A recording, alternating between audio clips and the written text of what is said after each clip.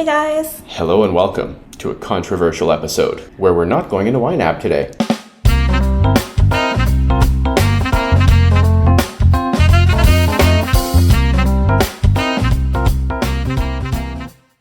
Dave, what are we talking about? Well, first let me explain why there's no YNAB video. Because we did film one. Yeah, so we did this cool thing where we filmed a video and she edited a video and she exported a video and then it just wasn't there. Yeah. On our computer or on YouTube. Well, it said it was there, but it was like 0 bytes. It's like it exported but then disappeared. Yeah. So anyway, so we decided to do a talking subject today. Yeah, we're going to be it's a talking head video, so if you don't want to see these heads talk, away with you. To be fair, you don't actually need to see us. So feel free to minimize it, put it on in the background, go have your coffee, have a coffee, get really mad about what we're going to talk about. Whatever you want. Yeah. But this is something that we get asked about a lot from our friends and some family members, some people on YouTube.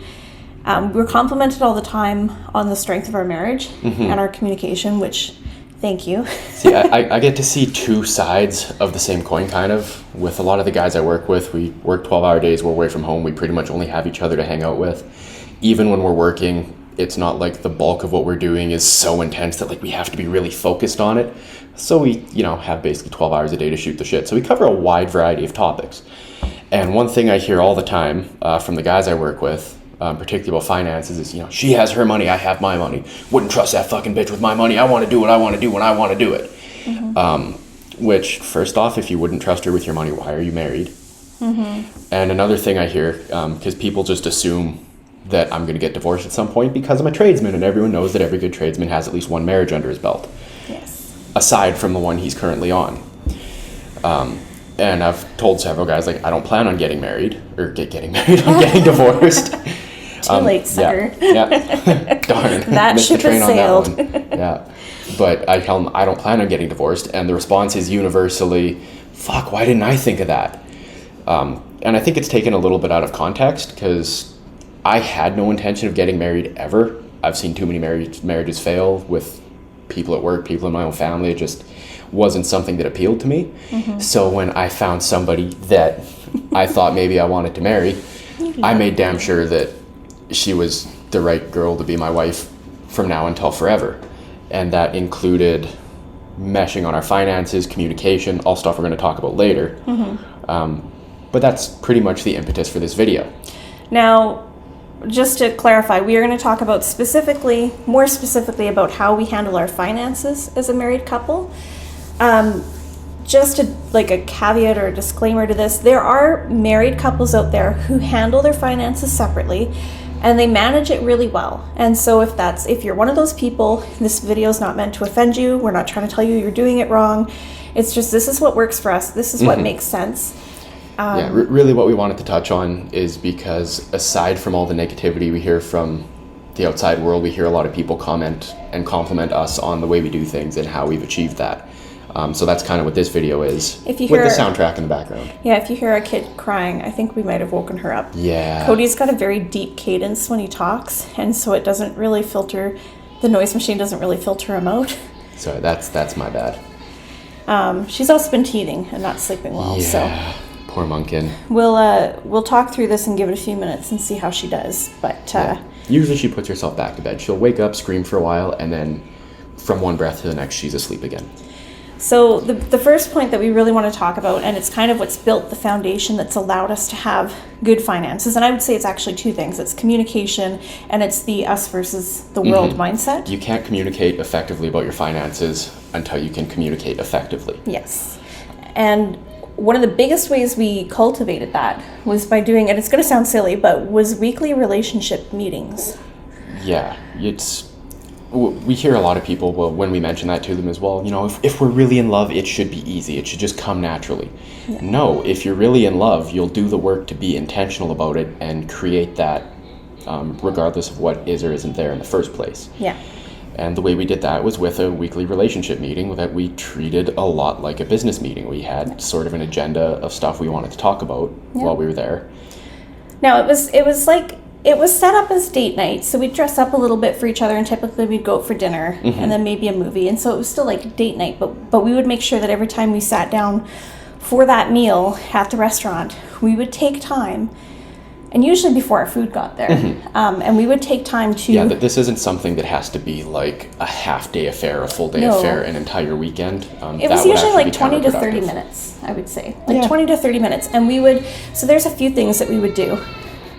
Poor furry. Our poor angry rage monster. Guys, we're torn. My inner parent is like... Because we all hate to hear our children cry, but she's also the kind of kid that like she'll cry for 5, maybe 10 minutes. She'll self-soothe herself and go back to sleep. And she'll literally be there screaming just like, ah, ah. Yeah. It's insane. I will finish this thought and then we'll see. I will try quiet down so that she goes back to sleep, hopefully.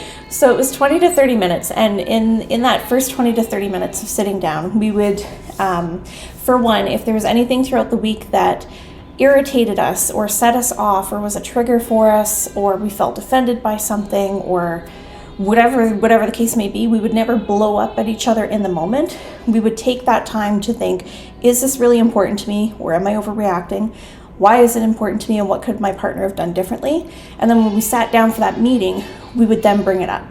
So like for Cody, one of his would be like, hey, I'm working these really long hours and it would be really helpful to me if you did X, Y, Z more around the house. And then I would go, okay, so if I dropped doing this one thing and instead did this thing for you, is that better?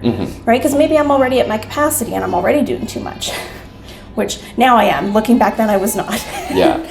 But if I was, I would say, okay, well, if I maybe didn't do, this one thing every day and made sure it was perfect, but I did this thing every day, would that be more helpful to you? And he would go, yeah. And I'd be like, okay, cool. That's an easy switch. And like from my perspective, when we first got together and moved in together and everything like that, I'd wake up early, make my breakfast, clean up everything, get out the door to work. I started work at 7 a.m.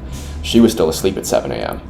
And then when I got home from work at like 6:30 at night, dishes would be dirty, she would have eaten, and she'd be relaxing, watching YouTube and whatever. And it would be really easy for me in the moment to freak the fuck out and lose your mind because my work day so far has been longer than you've been conscious today. Don't tell me about being tired and stuff. But Sunday was coming up, we had our meeting. So in the moment, I could calm down, just whatever, it's not that big a deal. I don't have to blow up about it. I can bring it up rationally later when I'm not a hateful rage monster. Yeah, or like learning each other's love languages. Hugely crucial. Yeah, like for me, it's acts of service. So it could be little things like, hey, babe, it'd be really helpful to me if in the morning you would, brush the snow off my car before you went to work. And Cody does that. I don't think I've ever actually had to ask him, but like if I did. Once I figured out that her love language is acts of service, I'm just like, I'm gonna do shit for her. Yeah. So like these things were really important, and it made it so that we were never snapping at each other, talking down to each other, or coming from a place of hurt. We had a safe place where we could come, and we knew that both of us were open to hearing what the other person had to say. And obviously it wasn't all about airing grievances and stuff as well. No. This was where we could come together on what we've been thinking of, mulling over for, the last week. Goals, plans, stuff we're kind of seeing as problematic. And it did create that dialogue where we could mesh and, whatever problems we have, we could tackle the problems kind of facing the same direction, if that makes sense. So if things had changed and we wanted to funnel more money into an emergency fund, or maybe Cody was feeling like work's not going to be so stable coming up, I'd rather have money set aside for bills, let's hold off on paying down the debt and funnel that money elsewhere. Like those were all discussions that we had together every week to stay on the same page. Yeah, so as an example, if we've been prioritizing our sinking funds or whatever, or some furniture, whatever that we wanted to get, maybe a new vehicle at the time, but I saw some potential turbulence coming work-wise or some downtime, we had the time and the wherewithal where I could be like, oh, by the way, I see this coming, we should ease off on our spending, rather than me being out of work for a week and her being like, when are you going to go back to work? And me being like, fuck you, why'd you spend all our money? Yeah. This is going to be a very cursing heavy video probably. So, sorry? The other thing, aside from like laying that groundwork for communication, is that Cody and I have always tackled everything in our life, not just our finances, but everything as a him and I versus the problem versus the world. Even if we don't always see eye to eye, we will always be on the same team. We're always on the same side. It's never me versus him or him versus me. If we disagree on something, we will discuss it and we will try to decide between the two of us what direction we want to go. that way we're both still feeling heard. You know, it's never like one of us is just shutting down the other person and saying, no, your problem doesn't matter, your idea, your concern, whatever. So part of coming together on our goals and plans and everything like that is that we're identifying a specific problem. So it's not me tackling one thing and her tackling another thing, which then is her versus me and the problem, and me versus her and the problem. Every goal we identify, it's us versus the world, essentially. And then at least we're not combative, so that we're able to discuss the best way to tackle the problem versus trying to tackle each other. Yes. That's also why we pool all of our finances together. So I think typically we wouldn't recommend this unless you were already married. Cody and I did this before we got married. We jumped the gun in a lot of ways. But we just have our one bank account. We don't keep separate savings accounts. We don't keep separate checkings accounts. We have our own spending money that we put onto our own spending cards. It's something that you guys see us do every week when we budget. We take a percentage and we just split it up, and that's our guilt-free money. Whatever you want to do with it, it's yours to do with it. And a fun side note about that, the company that we go through for our spending cards also has a thing with Bitcoin where they do like a cashback thing. So currently, as of right now, I own like $3 of Bitcoin. But yeah, it's always our money. So even though Cody's currently the only one working and we're a single family income household, it's still our money. It's our income. And it's just the same as when we were both working. It wasn't my money and his money. It was, here's our money. Here's our money in our bank account for our bills. You know, not your cell phone, my cell phone, not, you know, your dining out money for work and my dining out money for work. It was always our money as a team. And because ultimately we want to do life together. And life costs things. And so we have to cover that regardless of whose money it is. And there was like 2 years, like the first 2 years we were married, Cody had next to no work at all for 2 years, and I was the main provider. And it was, and still then it was never my money and his money. You know, it's always been us working as a team. That to us is what a marriage is. It's us versus... The same thing, it was us tackling the problems, not tackling each other. And I think that's really important, especially when discussing finances, because finances are one of the leading causes of arguments and divorce in marriages. And it can be really hard to get on the same page if you're looking at it as my money and their money, my problem and their problem, my half of the bills and their half of the bills. You know, like that's not, in our experience, a healthy mindset to try and approach something as a married couple. You know, if you're roommates, that's fine. That's how roommates should work. It's your money and their money. It's your half of the bills and their half of the bills. But as a married couple, you want to work as a team. You know, when one of you is down, one of you is sick, one of you is out of job, it could be really easy to feel resentful then.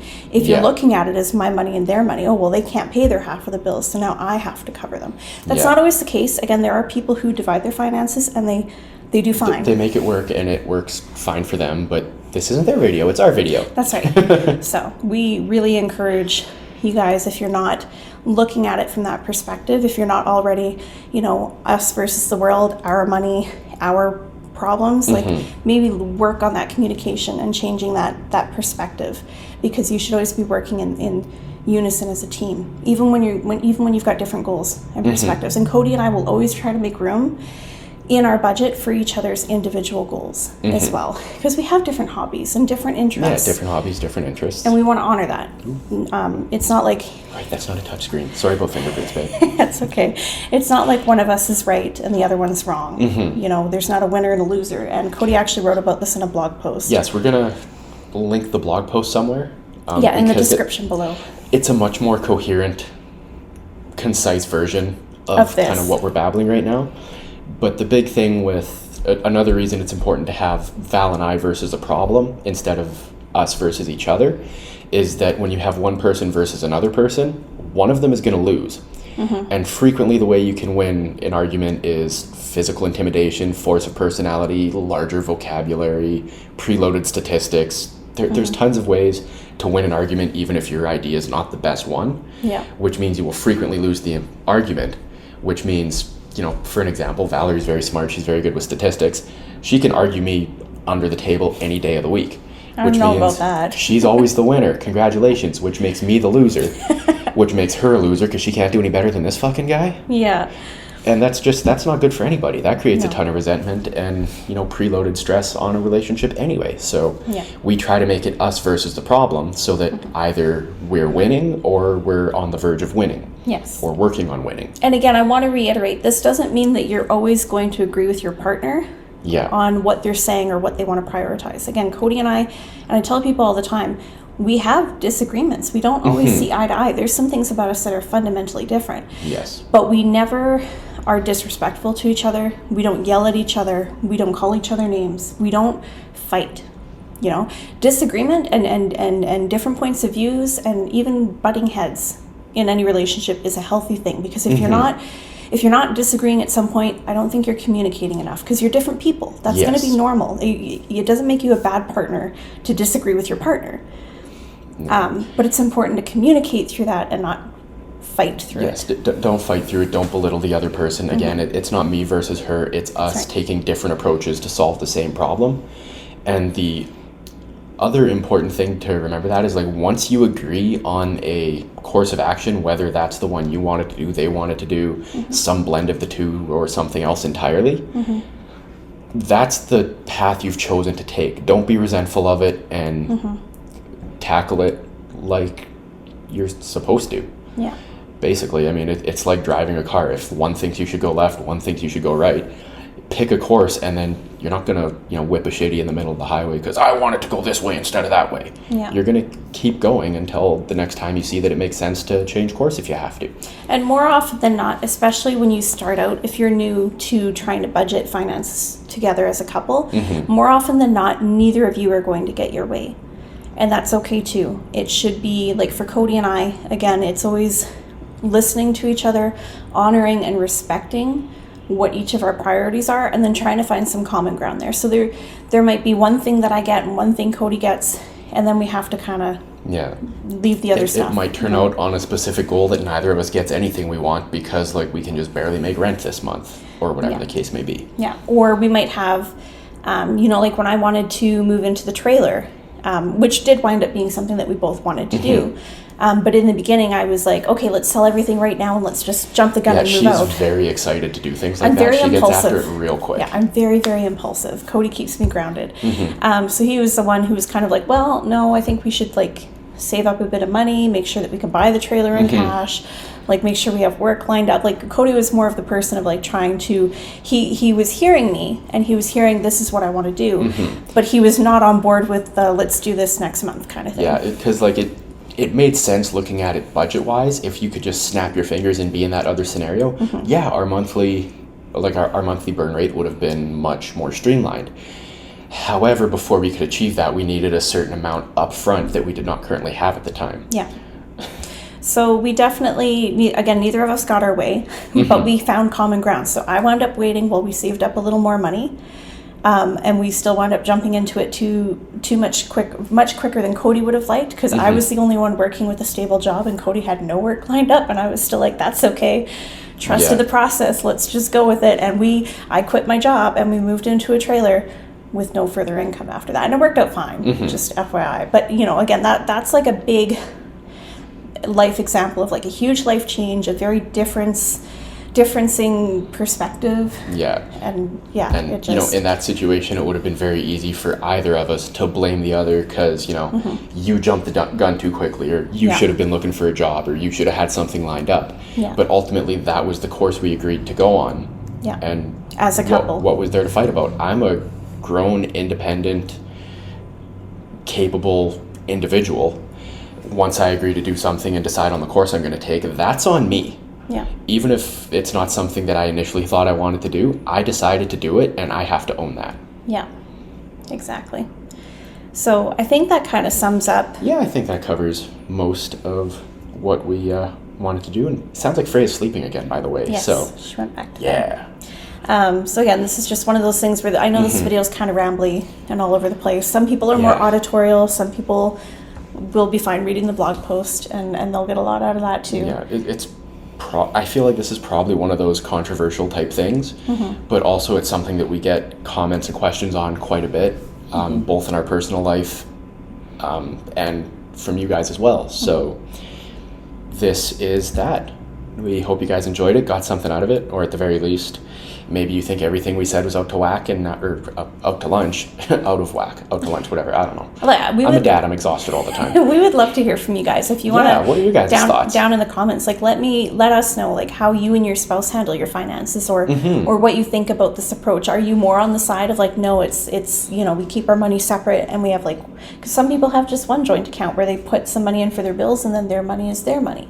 Everybody kind of handles it differently, so we would love to hear from you guys what works for you, or maybe it's not working for you, what you think of what we're doing, because again, some people really disagree with how we handle it, but again, it's worked for us, and we get complimented quite a bit on the strength and unity in our marriage, not just around our finances, but just in general. But this is a good example and of how that's that the works. thing too, the unity around our finances is more symptomatic of the foundation we have of communication and respect and trying to foster a good, healthy marriage, and this is a byproduct of that. Yes. It's not that we set out to have, be good around our finances and I hope our marriage works itself out. Exactly. This is something that at this point we've been working on for probably 7 going on 8 years now. Yeah. How long have we been together? I don't know. Almost 8 years. Feels like a lifetime. Married for 5. In the best possible way. Married for 5 this year. Yeah, but I think that's it. You got any closing thoughts? No, my pregnancy brain is out to lunch all the time, so yeah. I'm surprised I got anything coherent out of my mouth and into this video. Yeah, and I just came off of like a really exhausting update. Work. And There's 21 weeks. The baby bump. Let me give you a darker background to... Once again, I am the man behind the bump. Yes. To be fair, it's my second pregnancy, so I'm going to look a bit bigger. I'm also just a bit of a bigger woman.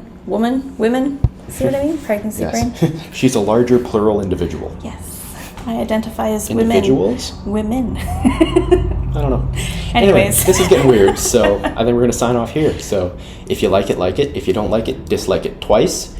We'll catch you on the next one. Thanks for coming along with us. We love you guys very much. And is it payday yet? Bye.